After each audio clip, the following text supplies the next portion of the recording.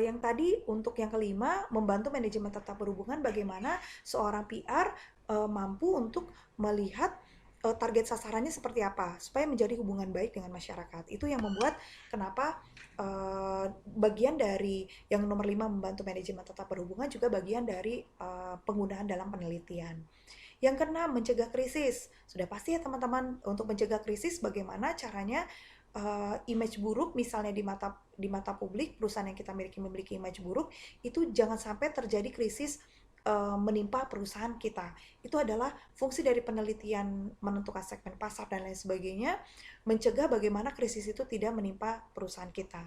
Kemudian yang ketujuh, penggunaan riset dari penelitian juga bisa memantau kompetensi dengan bagaimana cara kita mengungguli produk yang jauh lebih unggul dari kompetitor kita, dari rival kita. Itu jangan sampai produk kita menjadi jatuh atau lari dari uh, perusahaan lain.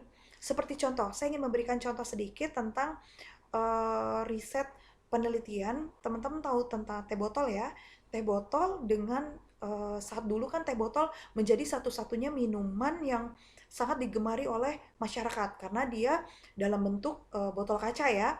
Tetapi kemudian hal tersebut lama-lama menjadi tersingkirkan. Teh botol sekarang udah dalam bentuk uh, botol plastik, dalam bentuk packaging kotak. Kenapa dia teh botol ini jauh lebih uh, uh, ter, ter, terhalang atau tergeser dengan pucuk harum misalnya. Pucuk harum ini memiliki tingkat uh, penjualan yang cukup tinggi dibanding dengan teh botol ya teman-teman. Karena dia mampu untuk membuat rasa yang jauh lebih baik, kemudian packagingnya jauh lebih baik, dari produk-produk dari plastiknya dan lain sebagainya. Itu jauh lebih baik dibanding dengan teh botol yang dulu kita hanya taunya teh botol.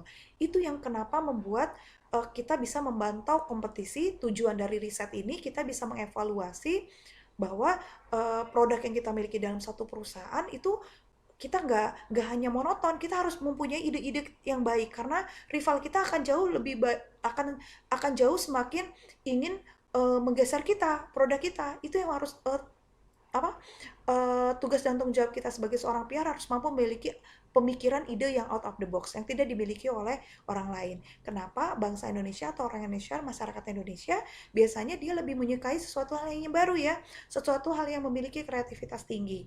Masyarakat kita sudah pintar loh teman-teman. Gak bisa kita hanya mengikuti jalur monoton zaman dulu. Kita harus punya kreativitas yang jauh lebih baik lagi, apalagi dengan situasi media yang lebih canggih lagi. Itu seperti media yang sudah banyak ya, sekarang udah ada Twitter dan lain sebagainya. Itu kita harus mampu untuk membuat produk yang lebih menarik dibanding produk lain. Oke, yang kedelapan, mempengaruhi opini publik. Sudah pasti. Kemudian yang ketiga, menghasilkan publisitas, mengukur keberhasilan. Jadi dari ke-10 ini, pemakaian riset ini bisa dilakukan dengan cara-cara yang dibutuhkan sesuai dengan kebutuhan perusahaan. Oke ya. Nah, di sini saya ingin menjelaskan, oke teman-teman, di sini saya ingin menjelaskan bahwa penelitian seorang di dalam PR itu ada dua dibagi.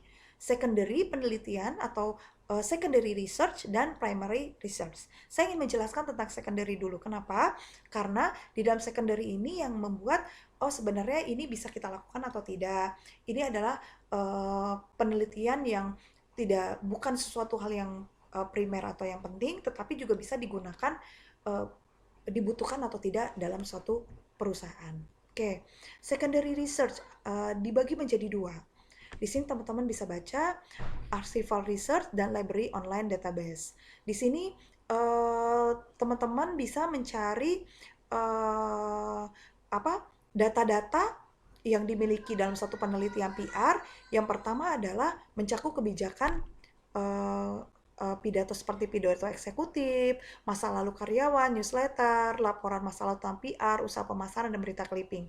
Jadi ini bisa mencari data-data yang teman-teman bisa cari di secondary research. Kemudian yang kedua teknik penelitian bisa digunakan adalah library and online database. Teman-teman bisa mencari referensi buku di perpustakaan, jurnal akademik, kemudian berbagai publikasi di setiap kota dan perpustakaan universitas. Itu semua data-data yang di sini bisa teman-teman gunakan sebagai bahan dasar untuk membuat penelitian. Oke ya. Kemudian PR menggunakan database online. Oke, di sini eh, teman-teman bisa baca apa aja yang digunakan untuk database online sebagai syarat untuk membuat penelitian. Pertama, fakta penelitian mendukung proyek ya. Kemudian tetap mengikuti berita tentang klien dan pesaing. Sudah pasti ya teman-teman ya.